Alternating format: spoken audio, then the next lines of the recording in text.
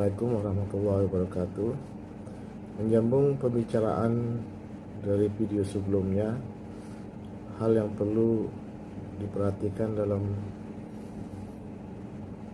mengurus dan membesarkan anak autis ini yang selanjutnya adalah tentang bagaimana masa depan mereka.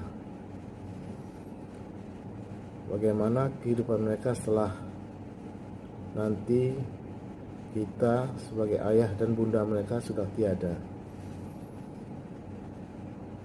Siapa yang akan mengurus mereka selanjutnya?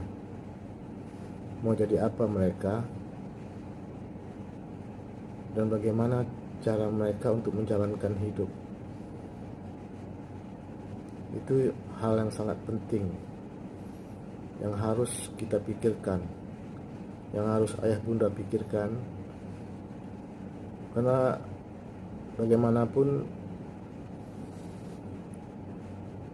kondisi itu pasti akan terjadi, di mana pada saat kita ayah bunda dari anak-anak berkebutuhan khusus ini akan meninggalkan dunia ini dan meninggalkan mereka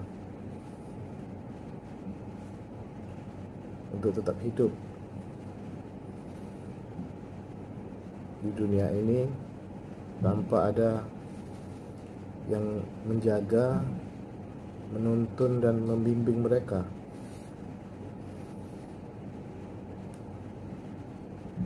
Untuk itu perlu perencanaan yang sangat matang.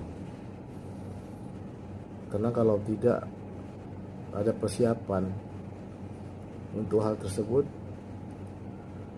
kita nggak akan tahu apa yang akan terjadi. Karena terus terang mereka tidak akan bisa hidup sendiri. Mereka tidak bisa berkomunikasi dengan masyarakat umum.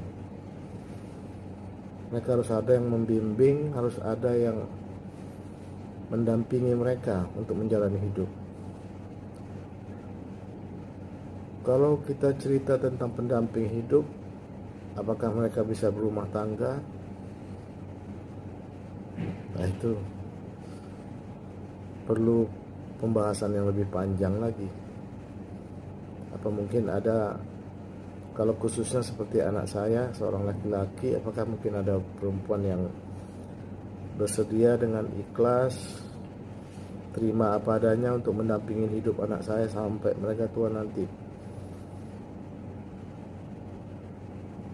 Walaupun kita nggak bisa mendahului takdir Allah, cuman kita tetap harus punya rencana. Sebagaimana pernah disarankan oleh para psikiater anak dulu pada saat Fadil masih kecil, saya dan istri saya memang punya rencana untuk merenggangkan jarak antara anak saya yang pertama Fadil dengan anak berikutnya. Jaraknya hampir 5 tahun lebih, supaya kami bisa fokus untuk mengurus Fadil. Tapi ternyata menurut dokter itu bukan suatu keputusan yang tepat. Fadil ini butuh orang-orang dekat yang bisa menjadi teman untuk dia belajar bersosialisasi. Makanya dokter menyarankan supaya kami secepatnya untuk planning punya anak berikutnya, supaya kelak adiknya bisa menjadi teman. Karena macam manapun orang yang pertama yang paling bisa menerima keadaan Fadil atau anak-anak khusus lainnya itu adalah saudara kandungnya.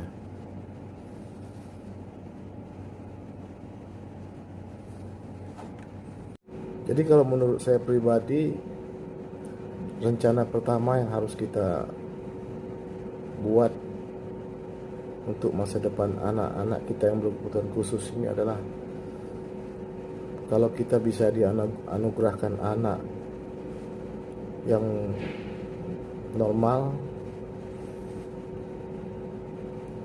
yang bisa kita bimbing dan bentuk menjadi orang yang bisa melindungi saudaranya kelak, itu adalah suatu langkah yang sangat mungkin ke depan bisa menjadi solusi untuk bagaimana masa depan anak-anak kita yang berkebutuhan khusus. Sebagaimana sebelumnya saya jelaskan, bagaimanapun orang yang paling dekat dengan anak-anak berkebutuhan khusus ini adalah saudara kandungnya nantinya. Hanya mereka yang paling bisa mengerti bagaimana saudaranya. Dan dari awal kita harus betul-betul memberi pengertian dan memberikan contoh bagaimana cara untuk merawat dan membimbing anak-anak berkebutuhan khusus ini, supaya kelak kalau kita sudah tiada, saudara-saudaranya inilah yang paling pertama menjadi andalan kita untuk menjaga anak-anak yang berkebutuhan khusus ini.